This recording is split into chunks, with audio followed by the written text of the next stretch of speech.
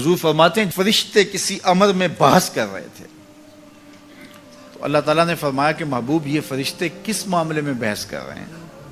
تو میں نے کہا لا ادری، مجھے اس کا ادراک نہیں کہ وہ کیا کہہ رہے ہیں۔ تو پھر اللہ نے اپنا دست قدرت میرے دو کندھوں کے درمیان رکھا۔ پھر کیا ہوا اس سے؟ اللہ کا دست قدرت کہہ رہے ہیں، باقی کوئی لفظ ہی نہیں ہمارے پاس۔ اس نے دست قدرت والا ہاتھ میرے دو کندھوں کے درمیان رکھا۔ یہ کون کہہ رہے ہیں؟ میرے حضور کہہ رہے ہیں۔ میرے رب نے دست قدرت میرے دو کندھوں کے درمیان رکھا۔ پھر ہوا کیا؟ سن لو اگلے لفظ۔ دست قدرت یہاں آیا، ٹھنڈ سینے میں پڑ گئی۔ فَعَلِمْتُ مَا فِي السَّمَاوَاتِ وَالْأَرْضِ، زمین اور آسمان میں جو کچھ تھا اللہ نے سب کا علم مجھے عطا کیا۔ سینے میں نور آ گیا، سینے میں علم آ گیا۔ کائنات کی کوئی شے ایسی نہیں ہے جو حضور علیہ الصلوۃ والسلام نہ جانتے ہو۔ اور پھر کہاں تک علم آیا یہ حضور سے پوچھیے۔ فرمایا قرب قیامت میں جب دجال آئے گا تو میرے غلام اس کے مقابلے کے لیے نکلیں گے۔ دجال کب آئے گا اللہ جانتا ہے۔ 1400 سال اس بات کو بتائے ہوئے ہو گئے۔ کہا قرب قیامت میں دجال آئے گا، میرے غلام اس کے مقابلے میں نکلیں گے۔ انی لعارف اسماءہم، میں اپنے ان غلاموں کے ناموں کو جانتا ہوں۔ کب؟ جو قرب قیامت میں آئیں گے۔ میں آپ کے ناموں کو نہیں جانتا۔ آپ 2 سال 4 سال 5 سال سے میرے پیچھے جمعۃ المبارک پڑھ رہے ہیں، شکلوں کو پہچانتا ہوں، ناموں کو نہیں جانتا۔ کئی لوگ بڑے شوق سے کہتے ہیں جناب وہ نذیر صاحب، ندیم صاحب، فلاں صاحب، وہ آپ کے، میں کہتا ہوں تصویر دکھاؤ گے تو میں پہچانوں گا۔ تو اتنے لوگوں کے نام میں یاد نہیں رکھتا۔ تو جب میں آپ کے نام نہیں جانتا جو ہر جمعۃ المبارک کو یہاں آتے ہیں، تو جہاں 2 مہینے کے بعد درس قرآن دینے جاتا ہوں تو وہاں کے لوگوں کے نام کیسے جانوں گا؟ اور پھر جو سوشل میڈیا پہ سنتے ہیں اور میں ان کو دیکھا بھی نہیں، ان کے نام کیسے جانوں گا؟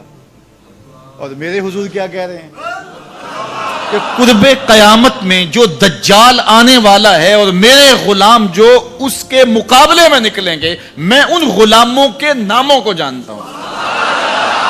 بات ختم یہاں نہیں ہوئی، یہاں ختم ہو جاتی پھر بھی کافی تھا، لیکن میرے حضور نے آگے بھی بات فرمائی۔ وَأَسْمَاءَ آبَائِهِمْ، ان کے باپوں کے ناموں کو بھی جانتا ہوں۔ ان کے باپوں کے ناموں کو بھی۔ کہانی ختم نہیں ہوئی، بات آگے فرمائی۔ وَأَلْوَانَ خُيُولِهِمْ، جن گھوڑوں پہ چڑھ کے جہاد کریں گے میں محمد ان گھوڑوں کے رنگوں کو بھی جانتا ہوں۔ کون سا غلام، کس کا بیٹا، کس قبیلے کا فرد کس رنگ کے گھوڑے پہ بیٹھ کے جہاد کرے گا، کہا میں سب جانتا ہوں۔ یہ کیوں جانتے ہیں؟ دست قدرت حضور کے کندھوں پہ آیا۔ وہ کہتا ہے الرحمن علم القرآن، یہ تلمیذ رحمان ہے، میں نے پڑھایا ہے۔ تو جب اس نے پڑھایا ہے تو پھر کوئی شے مخفی، محبوب سے کوئی شے پوشیدہ نہیں رکھی۔ اور اعلیٰ حضرت فرماتے ہیں کوئی نشانی باقی رہ گئی جب رخ سے نقاب بھی الٹ دیا، جب رب نے اپنا آپ بھی نہیں چھپایا تو پھر کوئی شے باقی پیچھے رہ گئی۔ لِنُرِيَهُ مِنْ آیَاتِنَا، اس نے اپنی قدرت کی نشانیاں دکھا۔ سی راز معراج محبتاں دا نہیں سی کسے دی سمجھ وچ آن والا، سدیا طالب تے گیا مطلوب ہوتے، جبرائیل سی صد لے جان والا، بازے آخدے بن دروازیاں تو کیویں پہنچیا عرش تے جان والا، ابر عقل نو ایتھے دخل کیے، جانے جان والا یا لے جان والا۔ یہ میرے رب کا دعویٰ ہے، اپنے محبوب کو سیر میں نے کروائی۔ اچھا سیر کروائی کیوں؟ تو کہا کہ میں اپنے عجائب قدرت کی نشانیاں اپنے عبد خاص کو، عبد منیب کو، عبد مختار کو، عبد مکرم کو دکھانا چاہتا ہوں۔ اور پھر اللہ جل شانہ نے اپنے محبوب کو اتنی نشانیاں دکھائیں جن کا تعلق دیکھنے سے بھی تھا، جن کا تعلق وجدان سے بھی تھا، محسوسات سے بھی تھا، سننے سے بھی تھا۔ کبھی حضور علیہ الصلوۃ والسلام جنت کی خوشبو سونگھتے ہیں، نظاروں کی وادی دیکھتے ہیں اور کبھی دوزخ کے اندر عذابوں میں مبتلا لوگوں کو دیکھتے ہیں، اور پھر اپنی امت کو بیان بھی فرمایا تاکہ وہ ان اعمال بد سے بچ جائیں جو جہنم میں لے جانے کا سبب اور ذریعہ ہے۔ آج کی شب خاص میں میں اور آپ اپنی زندگیوں پہ غور کریں اور حضور علیہ السلام نے وہ جو ہمیں خبریں دی ہیں ان کو دیکھیں، اور کوئی ایسی کوتاہی کہیں ہمارے اعمال میں تو نہیں ہے، اگر ہے تو اس کو اپنے سے دور کر کے ایک نئی زندگی کا آج سے آغاز کریں۔ حضور علیہ السلام نے فرمایا کہ میں نے کچھ لوگوں کو دیکھا کہ پتھروں سے ان کے سر کچلے جا رہے ہیں، اور پتھروں سے کچلنے کی وجہ سے ان لوگوں کے سر کیمے کی طرح ہو جاتے، کوٹ دیے جاتے ہیں پتھروں سے، لیکن تھوڑی دیر کے بعد پھر صحیح ہو جاتے ہیں، لیکن پھر دوبارہ ان کے سر کچلے جاتے۔ تو میں نے پوچھا جبریل یہ کون لوگ ہیں؟ تو کہا کہ یہ وہ لوگ ہیں کہ جن کے سر نماز کی وجہ سے بوجھل رہتے تھے، نماز جن کو بڑی بھاری لگتی تھی، اذان کی آواز سنتے اور پھر دوبارہ سرہانے پہ سر ڈال دیتے اور اٹھنے کی ہمت نہ پڑتی، حی علی الصلاۃ حی علی الفلاح کی دل فریب صدائیں کانوں میں پڑتی، تو ان کے سر نماز کی وجہ سے بوجھل ہوتے تھے، اور آج ان کے سر پتھروں سے کوٹے جا رہے ہیں۔ اس پورے اجتماع میں جو اس گراؤنڈ کے کناروں تک ہے اور باہر گلی میں بھی اس لاؤڈ سپیکر کے ذریعے سے بازار میں بھی سڑک پر بھی آوازیں پہنچ رہی ہوں گی، تو آپ سب اور میں غور کریں کہ ہماری زندگی میں کہیں نماز سے کوتاہی تو نہیں ہے، اور یہ بھی سن لیجئے کہ یہ معراج کا تحفہ خاص ہے جو حضور لے کر آئے ہیں، اسی لیے الصلاۃ معراج المومنین کہا گیا کہ نماز اہل ایمان کے لیے معراج ہے۔ حضور کا معراج تو یہ کہ دیدار الہی کیا اور وہاں تک پہنچے جہاں کسی کا تصور بھی نہیں پہنچ سکتا، لیکن اس امت کے لیے معراج یہ ہے کہ جب وہ پیشانی سجدے میں رکھ کے سبحان ربی الاعلیٰ کہتی ہے، اتنی رحمتیں برستی ہیں کہ اگر لوگوں کو پتہ چل جائے کہ ہم جب سجدے میں ہوتے ہیں تو کتنی رحمتیں برستی ہیں تو وہ سجدے سے سر ہی نہ اٹھائیں، اتنی رحمتوں کا نزول ہوتا ہے۔ اس لیے اس امت کا معراج یہ ہے کہ یہ 5 گانا نماز شعار زندگی بنا لے، کبھی بھی نماز قضا نہ ہونے دے، اپنی زندگی میں نمازوں کو اس طرح شامل کرے کہ نماز کا وقت آئے تو بے چینی ہو کہ نماز کی ادائیگی ہو، اور ایک نماز کے بعد دوسری نماز کا انتظار کرنے لگ جائیں۔ حضور نماز کو آنکھوں کی ٹھنڈک قرار دیں۔ بلال حبشی کو جب اذان کے لیے کہتے تو یہ فرماتے ارحنا یا بلال، بلال اٹھو اور ہمارے سینے کو راحت پہنچا دو۔ تو نماز سے حضور کے قلب کو، حضور کے سینے کو راحت پہنچتی تھی۔ میں اور آپ جتنے لوگ یہاں آئے ہیں اور جس ہجوم کے ساتھ، جس شوق کے ساتھ، جس ولولے کے ساتھ اور جس محبت کے ساتھ آئے ہیں، یقیناً آپ اور میں حضور کو راضی کرنے آئے ہیں، اپنے رب کو راضی کرنے آئے ہیں، آقا دو عالم کی رضا کے حصول کے لیے ہم آئے ہیں۔ تو حضور کی رضا کے طالب بن کے آج کے اس اجتماع میں آنے والوں، اگر تم چاہتے ہو کہ حضور ہم سے راضی ہو جائیں، تو اگر بدقسمتی سے کوئی بے نمازی ہے تو آج عزم کر کے جائے کہ آج کے بعد نماز نہیں چھوڑوں گا، اللہ کے رسول راضی ہو جائیں گے انشاءاللہ، چونکہ حضور نے نماز کو اپنی آنکھوں کی ٹھنڈک قرار دیا ہے، یہ حضور کے لیے راحت کا سبب تھا۔ تو 5 گانا نماز شعار زندگی رکھیں۔ مریض کا آدھا درد تو اس وقت مٹ جاتا ہے جب مسیحا اور معالج اس کو شفقت کے ساتھ بٹھاتا ہے اور پورے درک کے ساتھ، پوری محبت کے ساتھ اور پوری دلجوئی کے ساتھ اس کی بات سنتا ہے۔ اگرچہ جو ڈاکٹر ہے اس کو مریض کے بولنے سے پہلے ہی بہت ساری چیزوں کی سمجھ آ چکی ہوتی ہے، اور وہ یہ سمجھتا ہے کہ جو یہ بتانا چاہ رہا ہے وہ مجھے معلوم ہے، تو میں اس کی بات کیوں سنوں جبکہ مجھے سب کچھ معلوم ہے۔ لیکن محض اس کی دلجوئی کے لیے جب آپ اس کو وقت دیتے ہیں تو اس کے مرض کا یہ بھی علاج ہے، اور اس سے اس کو تسکین اور راحت پہنچے گی۔ ٹوٹے اور شکستہ دل لوگوں کے لیے محبتیں پیش کرنا اور ان کی بات سننا اگرچہ وہ ہماری دلچسپی کی باتیں نہ ہی ہوں اور نہ ہی ان چیزوں کی ہمیں ضرورت ہو، محض اس کی دل جوئی کے لیے، تو یہ اللہ تعالیٰ جل شانہ کو بھی بہت پسند ہے۔ تو کسی شکستہ دل کی شکستہ سامانی کو دور کر کے اس کے لیے جو ہے وہ دل جوئی کے اسباب اللہ تعالیٰ کی رحمتوں کے خاص سبب ہیں۔ میرے اور آپ کے آقا و مولا کی سیرت کے جتنے بھی ابواب ہیں آپ ان کو دیکھ لیجئے، آپ کو نمایاں طور پہ یہ بات ملے گی کہ حضور علیہ الصلوۃ والسلام نے دکھی، لاچار اور وہ لوگ جن کا کوئی پرسان حال نہیں تھا ان کے سروں پہ شفقت کا ہاتھ رکھا۔ انسانی زندگی کے اندر ایمان، محبت اور احساس، یہ تین چیزیں ہیں۔ اگر تین چیزیں انسانی زندگی میں شامل ہو جائیں تو پھر وہ زندگی کا جمال حاصل کر لیتا ہے اور زندگی کا نور پا لیتا ہے۔ اور اگر زندگی میں احساس، محبت اور ایمان کی دولت نہیں ہے تو تمام تر صلاحیتوں، تمام تر آسودگیوں کے باوصف انسان انسانی جوہر سے خالی اور انسانی نور سے محروم ہے۔ اس لیے حضور کی سیرت کا یہ پہلو خاص طور پہ قابل توجہ ہے کہ ہم اپنے معاشرے کے ان لوگوں کے درد بانٹیں جو بیچارے ناآسودہ ہیں، جو دکھی ہیں۔ بعض اوقات میرے اور آپ کے دو بول کسی کے دکھ کو مٹا دیتے ہیں اور کسی کی تکلیف کو، غم کو غلط کر دیتے ہیں۔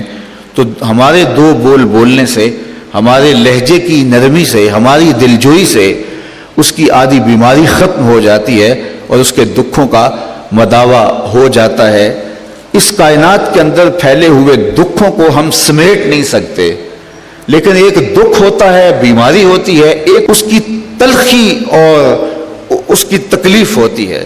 ہم کم از کم ان تلخیوں کو تو فوراً ختم کر سکتے ہیں۔ اور اگر معاشرے کے اندر یہ احساس پھیل جائے ہے کہ ہم معاشرے کے اندر پھیلی ہوئی تلخیوں کو دور کرنے کی کوشش کرنی ہے تو اس کے لیے کوئی قیمت نہیں لگتی، اس کے لیے کوئی محنت نہیں لگتی۔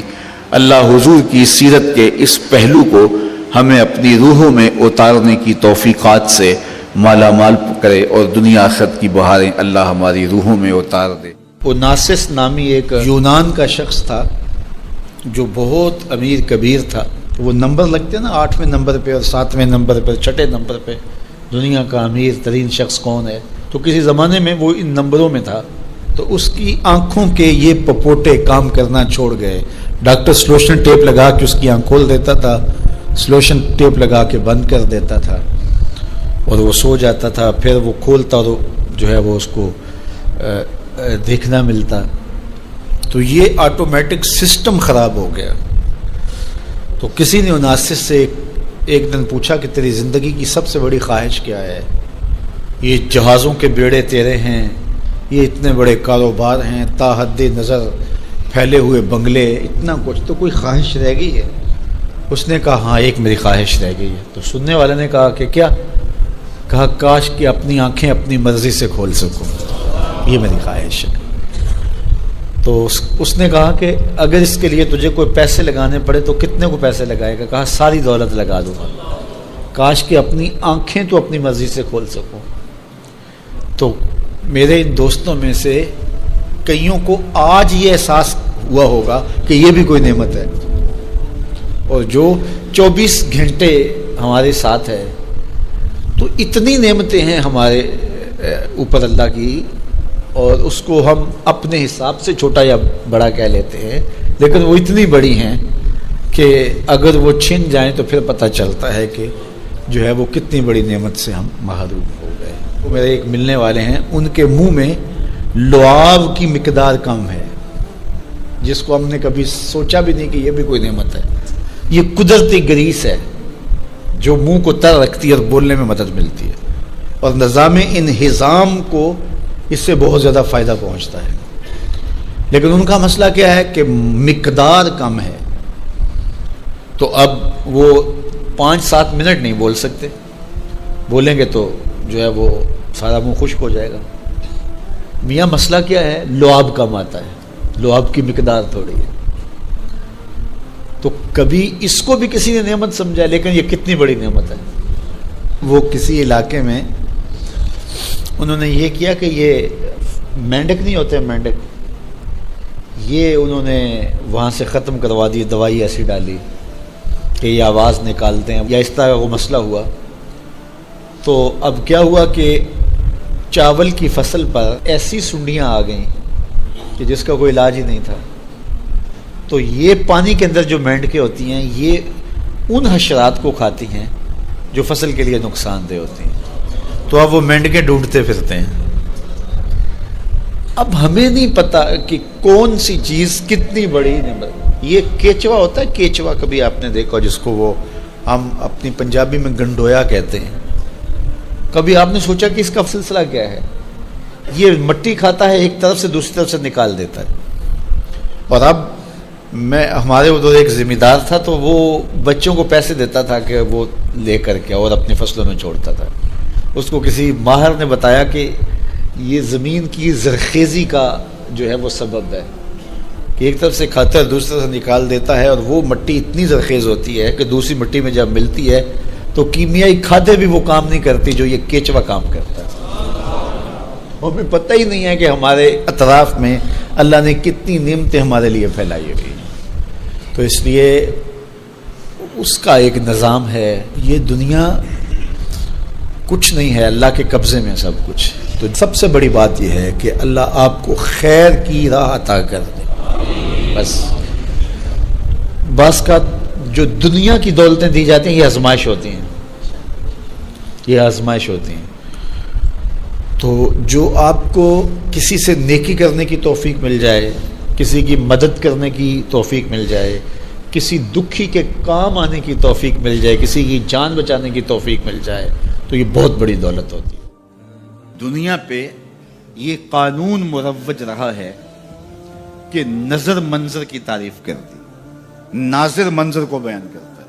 آپ جاتے ہیں شمالی علاقہ جات میں تو واپس آ کے خود بتاتے ہیں نا کیا کوساروں کا منظر تھا، مرغزار، لالا زار، جوئے بار، وہاں کے کوساروں پہ جمی ہوئی برف کا منظر، پھوٹتے جھرنے، بہتی ہوئی ندیاں، آنکھ بچھائے ہوئے زمین پہ جھیلوں کے منظر، اڑتے ہوئے پرندے اور خوشنوا وادیاں اور خوش کن منظر۔ آپ کی طبیعت سرشار ہوتی ہے، واپس آ کے بیان کرتے ہیں کیا یار منظر تھا، کیا خوبصورت رنگ تھا، کیا جمال بکھرا ہوا تھا مٹی کے اوپر، کیسے قدرت کی نقاشی اور صنائی کے نمونے تھے۔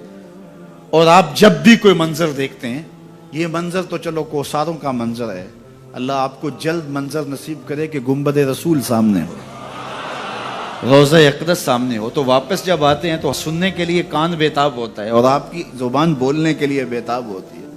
اور کوئی پوچھے کہ جناب مدینہ شریف کی سناؤ، تو آپ کہتے ہیں مدینہ تو مدینہ ہی ہے۔ تو وہ منظر آپ بیان کرتے ہیں، ان گلیوں، ان سنگریزوں کا حسن اور جمال بیان کرتے ہیں، ان کوساروں کا منظر آپ لوگوں کے سامنے۔ کبھی کعبۃ اللہ کا منظر رکھ رہے ہوتے ہیں، مہکتا پھول خانہ کعبہ ہے، مہکتا پھول خانہ کعبہ، اور اس کے چاروں جانب تتلیاں ہیں، وہ طواف کا منظر آپ بیان کرتے ہیں۔ تو جب کوئی نظر منظر دیکھتی ہے تو پھر ناظر منظر کی تعریف کرتا ہے۔ آدم علیہ السلام سے لے کے آج تک یہی قانون رہا کہ ہمیشہ نظر نے منظر کی تعریف کی، لیکن معراج کی شب پہلی بار ایسا ہوا جب نگاہ مصطفیٰ نے اس منظر کو دیکھا، جمال خدا کو دیکھا، تو منظر بول کے کہنے لگا ما زاغ البصر وما طغی، کیسی آنکھ ہے، نہ چندیاتی ہے نہ حد سے بڑھتی ہے۔ یہ پہلی مرتبہ منظر نے نظر کی تعریف کی ہے۔ یہ قرآن اٹھائیے، ما زاغ البصر وما طغی، واہ واہ کیسی آنکھ ہے، نہ تو سرکش ہوتی ہے نہ حد ادب سے بڑھتی ہے، تو کیسی آنکھ تھی جس کے حسن کا ذکر بھی رب قرآن میں کر رہا ہے۔ مست آنکھیں رضا ما زاغ کے کجلے والی، مست آنکھیں رضا ما زاغ کے کجلے والی، گر میری سمت بھی اٹھیں تو مقدر جاگے، گر میری سمت بھی اٹھیں تو کیا خوب سجن دیاں اکھیاں نے، کیا خوب سجن دیاں جویں پر کے سرائیاں رکھیاں نے، ما زاغ البصر وما طغی، واہ واہ کیسی آنکھ ہے جو جھپکتی بھی نہیں ہے اور حد ادب سے آگے بڑھتی بھی نہیں ہے۔ اچھا میں آپ سے پوچھتا ہوں کہ آپ جب خواب دیکھتے ہیں آپ کی آنکھیں کھلی ہوتی ہیں یا بند ہوتی ہیں؟ خواب تو نابینا بھی دیکھ سکتا ہے، جس کی نظر پر پٹیاں باندھ دی جائیں اور کالا موتیا بھی اتر آئے، خواب تو وہ بھی دیکھ سکتا ہے، خواب کا تعلق اس آنکھ سے نہیں ہوتا۔ اب معراج کو جو کہتے ہیں خواب تھا جو حضور نے دیکھا، جب خواب تھا تو حضور کی آنکھوں کا ذکر کہاں سے آ گیا؟ واہ واہ کیسی آنکھ ہے، نہ جھپکتی ہے نہ حد سے آگے گزرتی ہے، دنیا کو بتا دیا یہ خواب سے نہیں دیکھا تھا، یہ کھلی آنکھوں سے دیکھا تھا، یہ کھلی آنکھوں سے دیکھا تھا، یہ منظر جمال کھلی آنکھوں سے دیکھا تھا، اس لیے بار بار ذکر آنکھوں کا کیا جا رہا ہے۔ کیسی آنکھ ہے، نہ جھپکتی ہے نہ حد سے آگے گزرتی ہے۔ تو معلوم ہوا کہ یہ کس نے دیکھا تھا؟ مصطفیٰ کی آنکھ نے دیکھا تھا۔ اللہ اکبر۔ تو یار جس کی آنکھ نے تجلی صفاتی کے پرتو کو دیکھا وہ تو اتنی تیز ہو گئی کہ کالی رات کے اندھیرے میں، شب دہجور کی ظلمتوں میں، کالے پتھر پر کالے رنگ کی چیونٹی کو چلتا ہوا 50 کلومیٹر دور سے دیکھتی بھی ہے، اس کے قدموں کی سرسراہٹ کو سنتی بھی ہے، اور جس نے تجلی ذاتی کو دیکھا اور آنکھ بھی نہیں جھپکی، اس محمد عربی کی نگاہوں کا عالم کیا ہوگا۔ اللہ کے محبوب نے ارشاد فرمایا کہ میں نے کچھ لوگوں کو دیکھا کہ ان کی زبانیں لوہے کی کینچیوں سے کاٹی جا رہی ہیں۔ تو میں نے پوچھا جبریل یہ کون لوگ ہیں؟ تو کہا حضور یہ آپ کی امت کے فتنہ پرور خطیب ہیں، جو کہا کرتے تھے ان کا اپنا وہ عمل نہیں ہوا کرتا تھا۔ لوگوں کے اندر فتنہ اور فساد بپا کرنے والے لوگ، جن کی زبان کی تلخیاں معاشروں کے اندر تفریق پیدا کرتی ہیں، بھائی بھائی سے لڑ پڑتا ہے، میاں بیوی کے درمیان تفریق پیدا کر دیتے ہیں، نفرت کی چنگاریاں ان کی زبان اگلتی ہے، اور ان کے لہجے لوگوں کے اندر تفریق، تشدد، افتراق اور فرقہ بندیاں پیدا کرتے ہیں۔ تو ایسے لوگ قیامت کے دن ان کی زبانیں لوہے کی کینچیوں سے کاٹ دی جائیں گی، جس کی صورت اللہ کے محبوب پہلے ہی ملاحظہ فرما چکے۔ اللہ کے محبوب علیہ السلام فرماتے ہیں میں نے ایک منظر دیکھا کہ ایک سوراخ ہے، اس سے ایک بیل نکلتا ہے، نکلنے کے بعد دوبارہ گھسنے کی کوشش کرتا ہے لیکن گھس نہیں پاتا۔ جبریل نے کہا کہ حضور یہ ان لوگوں کی مثال بیان کی ہے جو زبان سے بڑا بول نکال دیتے ہیں اور پھر دوبارہ اس کو لینا چاہتے ہیں تو پھر وہ واپسی نہیں ہو سکتی۔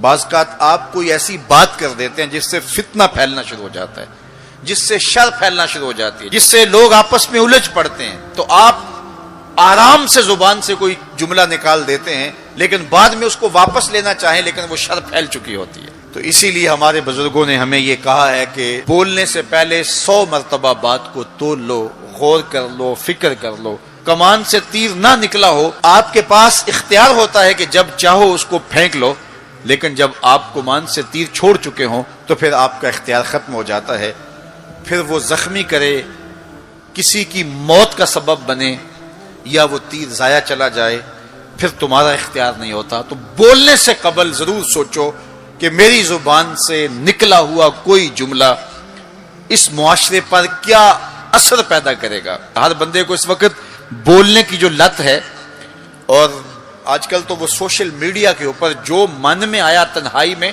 وہ لکھ دیا، اور لکھ کے معاشرے کے اندر لوگوں کے اندر وہ چیز وائرل کر دی، جس طرح کی تصویر چاہا ڈال دی، لیکن پھر بعد میں وہ آپ کے اختیار میں چیز نہیں رہتی ہے۔ بلکہ اب تو اتنے بخسیس اور اتنے نیچ فطرت کے لوگ بھی سوشل میڈیا پہ بیٹھے ہوئے ہیں۔ کسی زمانے کے اندر جو گندے مزاج کے لوگ ہوتے تھے وہ واش روم کے اندر بیٹھ کر کے چھپ کے اپنے خب سے باطن کا اظہار کرتے تھے، اور واش روم کی دیواروں کے اوپر جو ان کے من میں غلاظت ہوتی وہ لکھ دیا کرتے تھے۔ پبلک واش رومز کے اندر ایسے مناظر آپ نے بھی دیکھے ہوں گے کہ انسانیت کا سر شرم سے جھک جاتا ہے۔ ایسے چھوٹی سوچ کے لوگ وہاں بیٹھ کر کے جو ہے وہ لکھ دیا کرتے تھے۔ اب وہی لوگ، ان کو ایک سوشل میڈیا کا پلیٹ فارم مل گیا ہے، اور وہ یہاں اپنے بند کمرے میں جو چاہیں لکھ کے اس کے اوپر ڈال دیں، اور اس کی شر اور اس کا فساد اور اس کی غلاظت، اس کی گندگی کے چھینٹے کہاں کہاں تک پہنچتے ہیں، ان کو اس سے غرض نہیں ہوتی۔ تو ایک ایک حرف جو زبان سے نکلتا ہے، تمہارے قلم سے نکلا ہوا ایک ایک جملہ، اس کا حساب ہونا ہے قیامت کے دن۔ ایک ایک چیز کے بارے میں پوچھا جائے گا۔ اور آج اگر تم سوشل میڈیا پہ کوئی بات چھوڑتے ہو، یا کسی مجمع عام کے اندر کوئی بات کرتے ہو، یا تنہائی کے اندر کوئی بات کرتے ہو اور پھر اس کی شر پھیلتی ہے تو وہ شر تو پھر سفر کرتی رہے گی. تم اب وہ جملے کہنے چھوڑ بھی دو, تم اپنا وہ اکاؤنٹ بند بھی کر دو, لیکن وہ شر, وہ غلاظت, وہ گندگی, وہ چھینٹے جو اڑے تھے وہ آگے بڑھتے رہیں گے اور اس کا گناہ تمہارے نامہ اعمال میں, تمہارے کھاتے میں درج ہوتا رہے گا. حتیٰ کہ تم مر بھی گئے تو پھر بھی تمہارے نامہ اعمال کے اندر وہ سب کچھ اترتا رہے گا. اس لیے اپنے آپ کو محتاط کرنے کی ضرورت ہے اور اپنے ایک ایک لمحے کو محفوظ کرنے کی ضرورت ہے. اپنے وقت کو قیمتی جانو. اپنی زبان کو کھولنے سے قبل 100 بار سوچو کہ جو میں لفظ کہہ رہا ہوں وہ کیا مجھے کہنا چاہیے یا نہیں. میرے اور آپ کے آقا و مولا نے فرمایا جو اللہ اور پچھلے دن پر ایمان رکھتا ہے وہ خیر کی بات کہے ورنہ چپ رہے. اس کا چپ رہنا اس کے لیے بہتر ہے, اور اگر وہ کہنا چاہتا ہے تو وہ خیر کی بات ہے.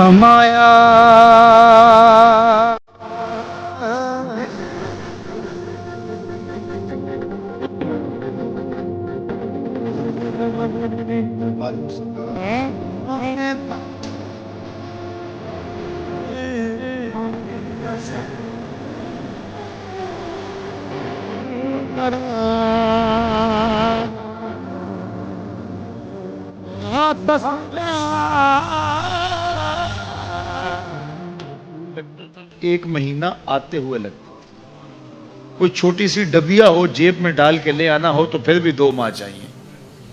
لیکن وہ تخت 60 ہاتھ چوڑا تھا, 80 ہاتھ لمبا تھا. شرن جب ہاتھ کا لفظ بولا جائے کہ اتنے ہاتھ لمبا تو وہ کونی تک ہاتھ ہوتا ہے. یہ 1.5 فٹ کا آج کل ہمارا ہاتھ ہے. جب لوگ بڑے ہوتے تو سائز بڑا ہوتا ہوگا. تو بغیر کسی مزاحمت میں اس کو کاٹ کے بھی لانا ہو تو سال چاہیے. لیکن وہاں تو پہلے کھڑے ہیں تو جن نے کہا کہ میں دوپہر تک لے آتا ہوں. بہت بڑی پیشکش تھی نا, لیکن حضرت سلیمان نے کہا نہیں, مجھے اس سے بھی پہلے چاہیے.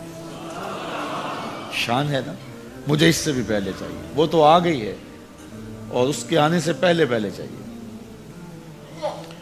اب جندوں میں جو سب سے طاقتور تھا اس نے تو اپنی پیشکش رکھی کہ میں تو اتنا کر سکتا ہوں کہ دوپہر تک لے آؤں. تو ایک شخص کھڑا ہوا جس کے سینے میں کتاب اللہ کا علم تھا, اور وہ آپ کا امتی تھا, آپ کا مقتدی تھا, آپ کا غلام تھا. وہ کھڑا ہو گیا اور اس نے پیشکش کی, حضرت یہ ذمہ داری میری رہی, میں لے کے آتا ہوں. میاں وہ جن تو دوپہر تک کا وقت دے رہا ہے, تم کتنی دیر میں لاؤ گے؟ آصف بن برخیہ جواب دیتا ہے انا آتی کا بہی قبل ان یرتد الیک طرفک. آپ آنکھ بعد میں جھپکیں گے, تخت پہلے پڑا ہوگا. حضرت سلیمان نے بھی آنکھ نہیں جھپکی, تخت سامنے پڑا تھا. بے ساختہ پکار اٹھے ھذا من فضل ربی, یہ میرے رب کا فضل. اب حضرت سلیمان علیہ السلام کے ایک درباری, آپ کے ایک مقتدی اور آپ کے ایک امتی کو اللہ نے یہ طاقت, توانائی اور شان دی ہے کہ 1 مہینے کی مسافت پہ پہروں کے حصار میں پڑا ہوا اتنا بڑا تخت آنکھ جھپکنے سے پہلے دربار میں حاضر کر دیتے ہیں. ہیرے اور جواہرات اس تخت کے ساتھ جڑے ہوئے تھے. لوگ تو وجود کے تحلیل ہونے کی بات کرتے ہیں, قرآن میں نظیر موجود ہے کہ اس کا ایک موتی بھی نہیں ٹوٹا. حضرت امام فخر الدین رازی علیہ رحمہ فرماتے ہیں جب حضرت سلیمان کے مقتدی کی یہ شان ہے کہ آنکھ جھپکنے سے قبل اتنا بڑا تخت حاضر کر دیتا ہے, تو جس امام کے پیچھے مسجد اقصی میں حضرت سلیمان خود نماز پڑھی, اس مقتدا کی شان کا عالم کیا ہوگا. جب ان کے امتی کی یہ شان ہے تو پھر امام الانبیاء کی عظمتوں کا عالم کیا ہوگا. تو آنے واحد کے اندر تخت بلقیس کا حاضر کر دینا یہ نظیر ہے اس بات کی کہ ایک جگہ سے دوسری جگہ مختصر وقت کے اندر منتقل ہونا یہ کوئی مسئلہ نہیں ہے.